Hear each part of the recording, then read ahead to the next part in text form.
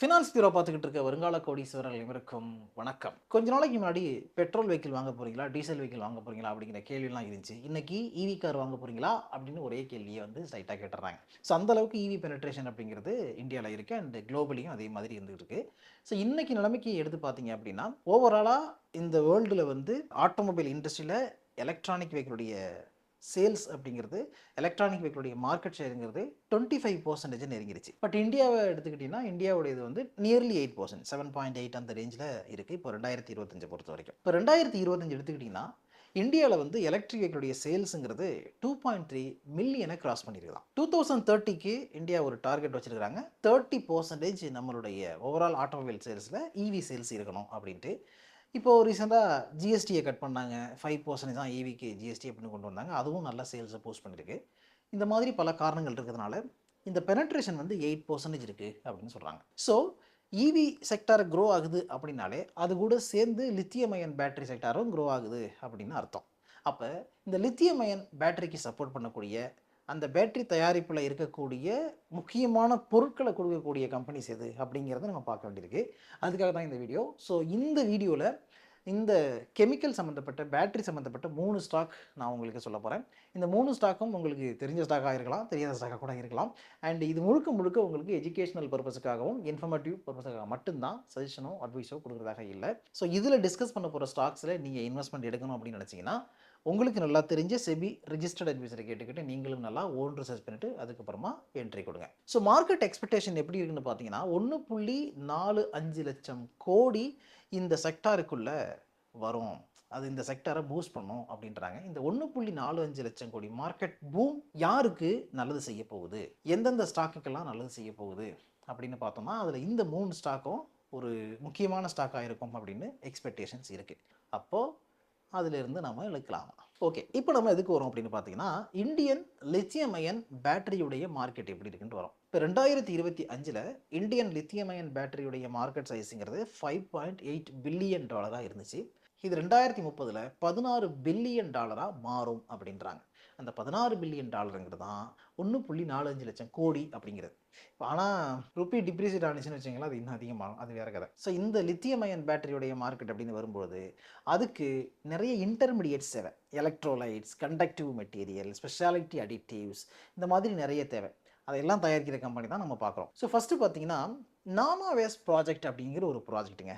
இந்த ப்ராஜெக்டை வந்து பிசிபிஎல் கெமிக்கல் கொண்டு வந்திருக்காங்க. ஃபஸ்ட்டு நம்ம பார்க்குற கம்பெனி இந்த பிசிபிஎல் கெமிக்கல் தான். இந்த நானோவேஸ் டெக்னாலஜி, நானோவேஸ் ப்ராஜெக்ட் அப்படிங்கிறது என்னென்னா கினால்டெக் அப்படிங்கிற ஒரு ஆஸ்திரேலியன் கம்பெனி கூட ஜாயின்ட் வெஞ்சர் பார்ட்னர்ஷிப் போட்டிருக்காங்க நம்ம பிசிபிஎல் கெமிக்கல் கம்பெனி. எதுக்காகனா இந்த லித்தியம் அயன் பேட்டரிக்கு தேவையான நானோ சிலிக்கான் மெட்டீரியலை ப்ரொடியூஸ் பண்ணி கொடுக்கறதுக்கு, மேனுஃபேக்சர் பண்ணி கொடுக்கறதுக்காக. ஸோ பிசிபிஎல் கம்பெனியை பொறுத்த வரைக்கும் அவங்க வந்து ரப்பர் அண்ட் ஸ்பெஷாலிட்டி பிளாக்ஸில் இருக்கிறாங்க, ஸ்பெஷாலிட்டி சொல்யூஷனில் இருக்கிறாங்க, பேட்டரி கெமிக்கல்லையும் இருக்கிறாங்க. பிசிபிஎல் கம்பெனிக்கு ஒரு ஸ்பெஷலான விஷயம் என்னென்னா உலகத்திலேயே முதல் முறையாக 3 டெக்னாலஜியை சைமல்டேனியஸாக ஒரே நேரத்தில் உருவாக்கக்கூடிய டெவலப் பண்ணிக்கிட்டு இருக்க ஒரு கம்பெனி அப்படிங்கிற பெயர் இதுக்கு இருக்குது. அது என்னன்னு பார்த்தீங்கன்னா next generation batteries and conductive solution, அதாவது சூப்பர் கண்டக்டிவ் கார்பன்ஸ், நானோ சிலிக்கான், அதுக்கப்புறம் அசிட்லின் பிளாக் அப்படிங்கிறது. ஸோ இந்த 3 வேலைகளை பண்ணுறாங்கல்ல, அந்த 3 வேலைகளை பண்ணுற அந்த ப்ராஜெக்ட் தான் நானோவாஸ் ப்ராஜெக்ட் அப்படின்னு சொல்கிறாங்க. இப்போ இந்த நானோவாஸ் ப்ராஜெக்ட் வந்து எங்கே நடக்குதுன்னு பார்த்தீங்கன்னா குஜராத்தில் உள்ள பலேஜ் அப்படிங்கிற இடத்துல 80 டன் பைலட் பிளான்ட் வந்து இப்போது கன்ஸ்ட்ரக்ஷனில் இருக்குது, அண்டர் கன்ஸ்ட்ரக்ஷனில் இருக்குது. 2026 மார்ச்சில் இது வந்து செயல்பாட்டுக்கு வந்தோம்னு சொல்கிறாங்க. அடுத்த கட்டமாக 2000 டன் அளவுக்கு கெப்பாசிட்டியோடைய ஒரு பிளான்ட்டை 2028 எண்டுக்குள்ளே திறக்க போகிறாங்க. ஸோ இதுக்கு வந்து 25 30 மில்லியன் டாலர் செலவாகும் அப்படின்னு எக்ஸ்பெக்டேஷன்ஸ் இருக்குது. இந்த பிளான்ட் எல்லாமே கரெக்டாக ப்ராப்பராக செட் ஆயிடுச்சுங்கிற பட்சத்தில் இதிலிருந்து 1700 கோடி ரூபா ரெவன்யூ ஜென்ரேட் பண்ணுவாங்களாம். இது வந்து 2030க்குள்ளே நடக்கும் அப்படின்னு சொல்கிறாங்க. ஸோ இந்த கம்பெனி பண்ணக்கூடிய ப்ராஜெக்ட் இருக்குல்ல, இந்த நானோ மெட்டீரியல் ப்ராசஸ் இருக்குல்ல, அதுக்கு ஆல்ரெடி யூஎஸ் பேட்டன் ரைட்ஸ் வாங்கிட்டாங்க. கோயிங் ஃபார்வர்டு வந்து சவுத் கொரியா, ஜப்பான் அண்ட் யூரோப்லையும் பேட்டன் வாங்க போகிறாங்க. ஸோ அந்த பேட்டன் வந்து carbon silicon composites, biosourced battery grade கிராஃபைட்டையும் கவர் பண்ணும் அப்படின்னு சொல்கிறாங்க. ஏற்கனவே பார்த்தீங்கன்னா பிசிபிஎல் கம்பெனியுடைய அசிட்டிலின் பிளாக் பிளான்ட் வந்து 4000 million ton per annum production பண்ணுற அளவுக்கு ரெடி ஆகிட்டு இருக்கு. 2027 இது முழு வீச்சில் தயாராகிடும்னு சொல்கிறாங்க. அடுத்து நம்ம பார்க்குறது நியோஜன் கெமிக்கல். நியோஜன் கெமிக்கலை பற்றி ஏற்கனவே நம்ம பேசியிருக்கோம், அதனால் அதிகமாக அதை பற்றி பார்க்க வேண்டாம், லைட்டாக நம்ம டச் பண்ணுவோம். ஸோ நியோஜன் அப்படிங்கிற கம்பெனி வந்து புரோமின் பேஸ் பண்ணி ஸ்பெஷாலிட்டி கெமிக்கல் கொடுக்குற ஒரு கம்பெனி. ஸோ இந்த கம்பெனி 2 செக்மெண்ட்ல மெயினாக ஆப்ரேட் பண்ணுறாங்க. ஒன்று ஆர்கானிக் கெமிக்கல், இன்னொன்று இன்ஆர்கானிக் கெமிக்கல். ஸோ இந்த கம்பெனியுடைய ப்ராஜெக்ட் வந்து 1500 கோடி எஸ்டிமேட் பண்ணப்பட்டிருக்கு. அதன் மூலமா ரெவன்யூ பொட்டன்ஷியல் வந்து 2500லேருந்து 2950 கோடியா இருக்கும் 2029ல அப்படின்னு சொல்றாங்க. இவங்க வந்து மொரிட்டா அப்படிங்கிற ஒரு ஜாப்பனீஸ் கம்பெனி கூட டைப் பண்ணியிருக்காங்க. 80-20ங்கிற ஜாயின்ட் வெஞ்சர் பார்ட்னர்ஷிப் போட்டிருக்காங்க. சர்வதேச அளவில் சாலிட் லீபி F6 சால்ட் அப்படிங்கிறத ப்ரொடியூஸ் பண்ண போகிறாங்க. ப்ரொடியூஸ் பண்ணி அதை சர்வதேச அளவில் சேலும் பண்ண போகிறாங்க. ஸோ பக்காஜானில் வந்து 65 ஏக்கரில் ஒரு பிளான்ட்டு செட்டப் ஆகிட்டு இருக்கு. அடுத்தது பார்த்தீங்கன்னா 2027 முதல் 6 மாதங்களில் வந்து 30,000 மில்லியன் டன் அளவுக்கு எலக்ட்ரோடைஸ் ரெடி ஆகும். அந்த அளவுக்கு மேனுஃபேக்சரிங் கெப்பாசிட்டி எங்களுக்கு ரெடி ஆகிடும் அப்படின்னு சொல்கிறாங்க. அடுத்து நம்ம பார்க்குறது பாலாஜி அமைன். இந்த கம்பெனி பற்றி உங்களுக்கு தெரிஞ்சிருக்கும். Aliphatic amine and methyl amine தயாரிக்கிறது ஒரு முக்கியமான கம்பெனி. பட் இந்த அமைனை பொறுத்த வரைக்கும் 60% மேலே வந்து ஃபார்மாவில் யூஸ் ஆகுது. அண்ட் அக்ரோ கெமிக்கல் செக்டாருக்கு ஒரு 26% கான்ட்ரிபியூஷன் இருக்குது. அதே மாதிரி இந்த அமைன் வந்து பேட்டரி செக்டார்லேயும் முக்கிய பங்கு வகிக்குது. ஸ்பெஷாலிட்டி கெமிக்கலை தாண்டி இந்த கம்பெனி வந்து பேட்டரிக்கான ஃபியூல் அடிட்டிவ்ஸ் பண்ணுறாங்க. அதாவது டிஎம்சின்னு சொல்லுவாங்க. டிஎம்சினா டைமெத்தைல் கார்பனேட். இந்த டைமெத்தைல் கார்பனேட்லேயே electronic grade dimethyl carbonate DMC அப்படிங்கிறது இருக்குது.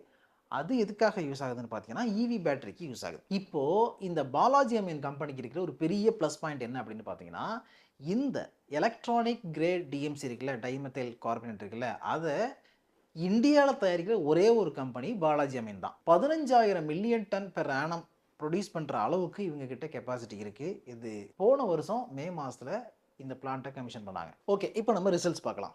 ஃபர்ஸ்ட் நம்ம பார்க்குறது பிசிபிஎல். பிசிபிஎலுடைய சேல்ஸ் பார்த்தீங்கன்னா Q3ல 1845 கோடி ரெவன்யூ, 214 கோடி operating profit, 11% margin, 11.63% margin. Margin வந்து குறைச்சிக்கிட்டே வருது, பெரிய லெவலில் இல்லை. அதாவது ஒரு காலகட்டத்தில் 16க்கு மேலாம் இருந்துச்சு. இப்போ அது வந்து 14, 15, 12 அப்படின்னு இப்போ 11ல் வந்து நிற்கிது. அடுத்தது இந்த கம்பெனியுடைய நெட் ப்ராஃபிட் வந்து 2 கோடி தான். நெட் ப்ராஃபிட் வந்து இந்த அளவுக்கு ஷார்ப்பாக விழுந்ததுக்கான காரணம் என்ன அப்படின்னு பார்த்தீங்கன்னா மார்ஜின் எரோஷன் இருந்திருக்கு. அதுக்கப்புறம் வந்து ரெவென்யூ இல்லை, பெருசாக டிக்ளைன் ஆகிருக்கு. ஃபினான்ஸ் காஸ்ட்டு அதிகரிச்சிருக்கு. இது 3 முக்கிய காரணங்கள், நிறைய குளோபல் ஃபேக்டர்னால. அதனால டிராஸ்டிக்காக ப்ராஃபிட் குறைஞ்சிருக்கு. அண்ட் இவங்களுடைய ரிசல்ட் என்ன கொடுத்துருக்காங்கன்னா இன்ட்ரெஸ்ட் எக்ஸ்பென்ஸ் வந்து 106 கோடியாக எலிவேட் ஆயிடுச்சு, அதுவும் ஒரு காரணம் அப்படின்னு சொல்லியிருக்காங்க. அடுத்து பிசிபிஎலுடைய ஃபண்டமெண்டல் பார்த்தீங்கன்னா 11,000 crore மேலே இவங்களுடைய மார்க்கெட் கேப் இருக்குது. ஸ்டாக்குடைய பி ரேஷியோ 45க்கு மேலே இருக்குது. இண்டஸ்ட்ரி பி 40 ரேஞ்சில் இருக்குது. ROC 11க்கு மேலே இருக்குது. ROE 12க்கு மேலே இருக்குது. அடுத்தது டெட் ஈக்விட்டி ரேஷியோ பார்த்தீங்கன்னா 1.36 இருக்குது. டெட் ஈக்விட்டி ரேஷியோ அதிகமாக தான் இருக்குது. ஓகேவா, ஒன்று கீழே இருக்குது, நல்லது. இந்த கம்பெனியுடைய கடன் வந்து 5,252 கோடி. ஸோ 5,252 கோடி வச்சுக்கிட்டு அதுக்கு எவ்வளோ இன்ட்ரெஸ்ட் பே பண்ணுவாங்க?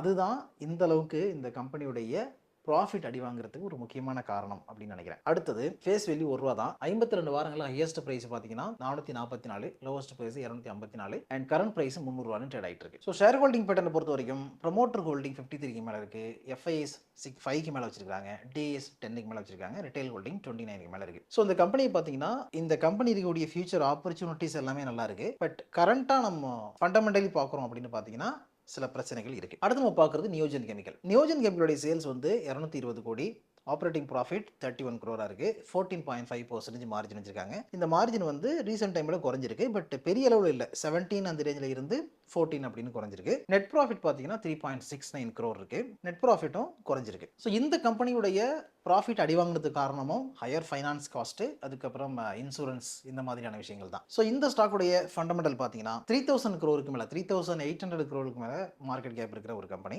அண்ட் ஸ்டாக்குடைய பி ரேஷியோ 140க்கு மேலே இருக்கு, ரொம்ப ஹையா இருக்கு. இண்டஸ்ட்ரி பி 28 தான். ROC 8க்கு மேலே இருக்கு, ROE 5க்கு மேலே இருக்கு, below average. Dead equity ratio 1.41. 1,132 கோடி கடன் வச்சிருக்காங்க. இவங்களுடைய ஈக்விட்டி கம்பேர் பண்ணி பார்த்தீங்கன்னா கடன் அதிகமாக தான் இருக்கு. அடுத்தது இந்த ஸ்டாக்குடைய ஃப்ரீ கேஷ் ஃப்ளோ 121 கோடி நெகட்டிவ்ல இருக்கு. ரிசர்வ்ஸ் வந்து 273 கோடி வச்சிருக்காங்க. 52 வாரங்கள் ஹையஸ்ட் பிரைஸ் 1926 அந்த ரேஞ்சில் போயிருக்கு.